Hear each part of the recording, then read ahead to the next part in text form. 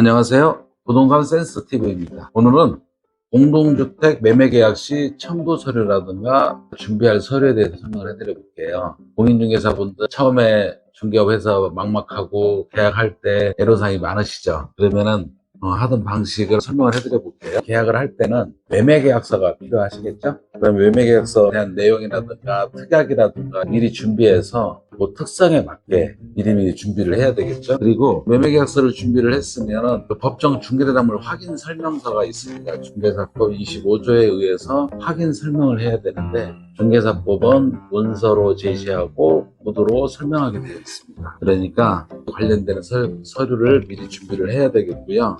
그 다음에 계약서하고 중개대담물 확인 설명서가 준비가 되어 있다면 업무 보증서 사본 이게 준비가 돼 있어야 되겠죠. 공개증서. 그리고 계약을 진행하기에 앞서서 진정한 소유자하고 계약을 해야 되므로 진정한 소유자의 주민등록증이나 신분증이 진위 확인을 해야 되겠죠. 그래서 진위 확인서가 필요할 거고요. 그 다음에 대리인이 와서 계약을 할 경우에는 인감증명서를 발급받아서 이임장을 작성을 해야 되겠죠.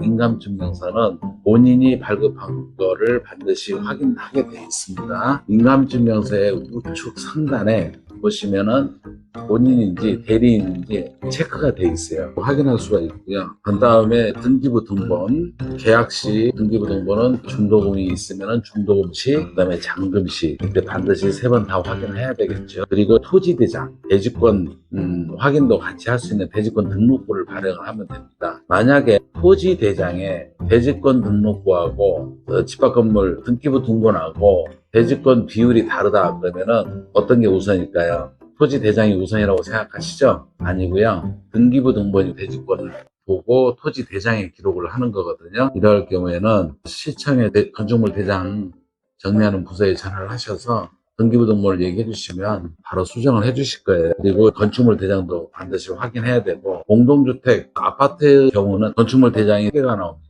아파트 단지에 대한 예를 들어서 101동에서 109동까지 있다 그러면 단지 전체가 나와 있는 표제부가 하나 있고 그 다음에 내가 101동이다 그러면 101동 표제부가 하나 있고 1201호 각 호수 1201호에 대한 전유부분 표제부가 있습니다. 이렇게 3개를 다 확인하셔야 됩니다. 매매계약할 때는 토지 이용계획 확인을 반드시 작성을 해야 됩니다. 아파트의 경우에는 지구단위 계획이 되어 있는 경우가 많아요. 지구단위 계획이 있는 경우에는 지구단위 계획 내용을 보셔야 됩니다. 그리고 용도 지역, 지구 구역이 있지 않습니까?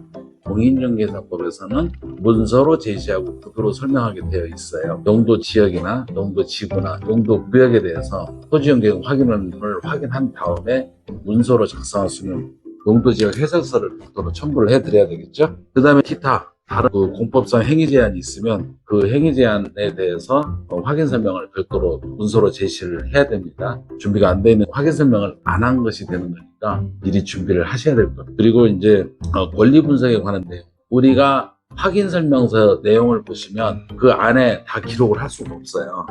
별첨 참조해서 별첨으로 권리관계라든가 분석한 내용들을 별도로 첨부해 주는 경우가 많이 있습니다. 그리고 매도인의 하자 담보 책임 확인서에 대해서 설명을 해드리죠. 민법 580조 위주로 해서 하자가 발생됐을 때 어떻게 해야 된다는 내용도 해주면 나중에 분쟁이 발생됐을 경우에 상당히 빨리 해결할 수 있는 방법들이 있겠죠. 그리고 기타 투기지역이라든가 토지거래 허가구역이라든가 투기 과열지구라든가 이런 경우 있을 때는 해당되는 내용에 대해서 확인 설명을 별도로 해야 되는데 이때도 반드시 문서로 제시를 해야 됩니다. 해당 아파트에 대한 일반적인 개요 미리 확인을 하고 분석을 해서 설명을 해드리면 되고요. 매매 계약하는데 전세를 안고 계약하는 경우도 있겠죠. 이럴 때는 임차인의 임대차 계약서 이 사본이 들어가야 되겠죠. 공동주택 신규 아파트 들어갈 때 사전 점검 하시잖아요. 그때 다 체크하잖아요. 그거를 비슷하게 체크리스트를 만들어서 활용을 하면 굉장히 유용하게 할 수 있습니다. 그래서 공동주택 체크리스트라든가 우리는 그렇게 별도로 있고요. 그 다음에 매매대금 정산서에 대해서 미리 준비를 하셔야 되고, 만약에 아파트라든가 이런 거에 대해서 인수하는 물품들이 있다면 그 인수 물품에 대해서도 리스트를 작성해서 해주는 게 가장 좋습니다. 그리고 이런 경우도 있죠. 잔금 때 소유권을 먼저 넘기면서 미수금을 일부 남기는 경우도 있을 수가 있고, 이런 경우도 반드시 문서로 작성해서 미지급 대금 합의서라든가 아니면 유치권 합의서라든가 이런 것들을 작성을 해 놓으면 나중에 소유권이 넘어간 상태에서 그 미지급된 부분이 있다면 그걸 놓치지 않을 수가 있겠죠. 그 다음에 부동산 매매 관련 구비 서류에 대해서 별도로 또 준비를 해주시면 좋고, 아예 계약할 때 미리 다 얘기를 해주시고, 잠금 때 필요한 내용들 있잖아요. 인감증명서라든가 매매계약서라든가, 그 다음에 인감증명서도 매대용 인감이라든가 주민등록 초본, 등본, 그 다음에 도장은 어떤 도장, 이런 것들에 대해서 미리 설명을 해주는 게 좋겠죠. 그 다음에 이사하실 때 참고하라는 참고서류 주의사항 같은 것들이 또 많이 있어요. 왜냐하면 이사 갈 때 많이 빠뜨리는 경우도 많아요. 우리가 이게 이사할 때 체크리스트라든가 참고사항 서류라든가 이거를 해줘야 될 법적 의무는 없습니다. 그런데 경영상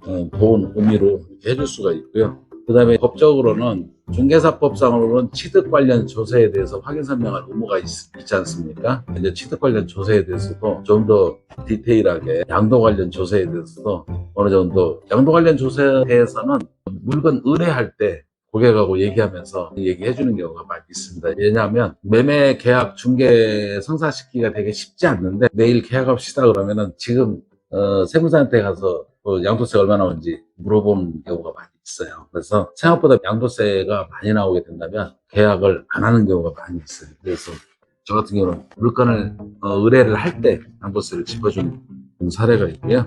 그다음에 이제 좀 더 깊이 들어가서 고객한테 좀 더 유용하게 양도세에 대해서 정확하게 설명을 해주면 아마 영원한 고객이 될 수 있을 겁니다. 그리고 계약 당시에 중개 수수료도 서로 확정을 짓고 하는 게 좋아요. 잔금 날만 기다리고 있는데 받는 중개사 입장에서는 0.9% 받으려고 하고 주는 쪽에서는 0.3%밖에 안 주려고 하는데, 그러면 나의 모든 자금 계획이 틀어져 버리잖아요. 그래서 계약 당시에 그 확정을 서로 지어 놓는 게 좋고요. 그다음에 확정을 지었다면 그것도 수수료 합의서를 작성을 해 놓는 게 좋고요. 그 다음에 이제 각종 영수증이라든가 기타 서비스 해줄 거가 아주 많이 있거든요. 기타 서비스라든가 이렇게 준비하시면 중개업 하는데 고객들한테 아주 인정받으면서 전문가의 보도의 이 의무를 다 할 수 있고 전문가가 될 수 있는 그런 기회가 되지 않을까 생각을 합니다. 참고하시기 바라고요. 처음에 중개업을 시작하시는 분들은 약간 두려움이 있어요. 두려움 하나도 없고요. 준비를 하면 얼마든지 인정받으면서 일할 수 있을 거라고 확신합니다. 감사합니다.